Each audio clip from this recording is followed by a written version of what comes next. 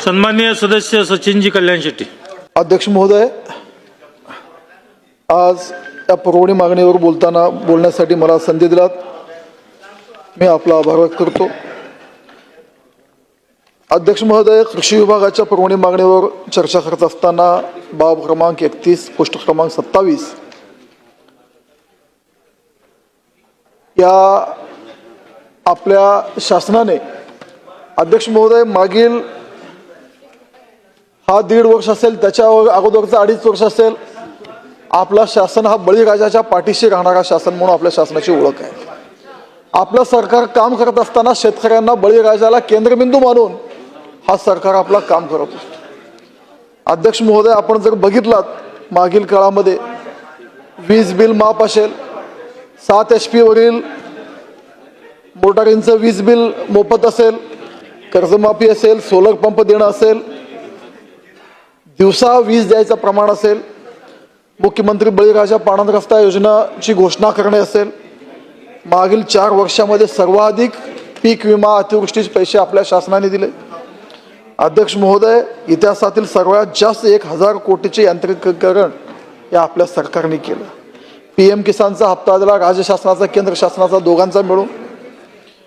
पूर्वीच्या तुलनेने हमीभाव केंद्रे जास्त उघडले, खरेदी जास्त केली, ऊसाची FRP वाढवली, खूप साऱ्या गोष्टी आपल्या सरकारने या बळीराजासाठी केल्या. अध्यक्ष महोदय, हे सगळं होत असताना आपण जर मागील साधारण 4 वर्षाचे पीक विम्याची जर रक्कम आपण तपासलेत तर आपल्या लक्षात येईल 2021 ला 3708 कोटी, 2022-23 ला 4174 कोटी, 2023-24 ला 8569 कोटी आणि 24-25 ला 4904 कोटी इतकी भरपाई या सरकारने बळीराजाच्या नुकसान भरपाई पोटी दिली.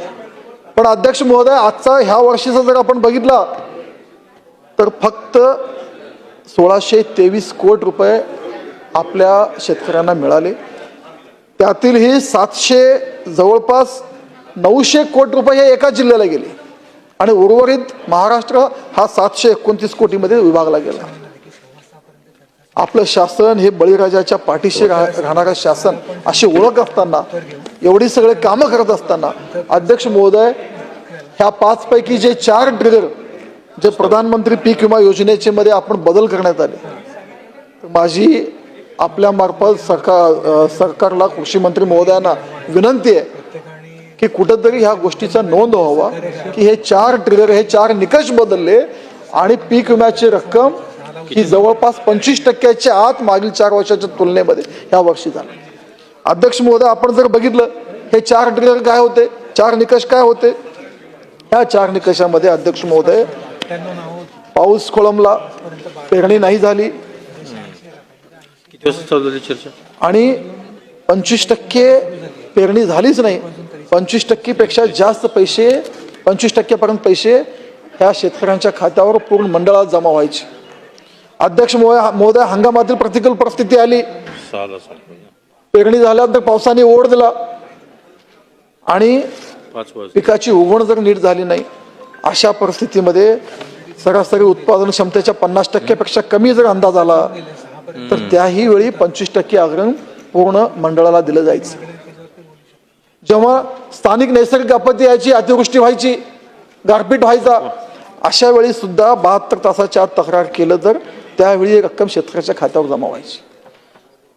ह्या 4 निकष रद्द केल्यामुळं ही रक्कम ही 4 पटीला येऊन थांबलेली आहे, 25% पेक्षा आत येऊन थांबलेले.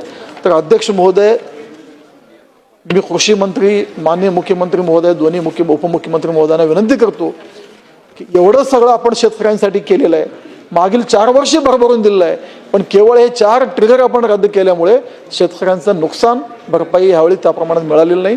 मला आपल्याला विनंती आहे की हे 4ही निकष, 4ही ट्रिगर परत चालू करावं, जेणेकरून बळीराजाच्या पाठीशी राहणारा हे शासन ही आपली ओळख कायम राहील. मी अशी विनंती करतो सरकारला आणि मला बोलण्याला परवानगी दिली. आपले आभार व्यक्त करतो. धन्यवाद.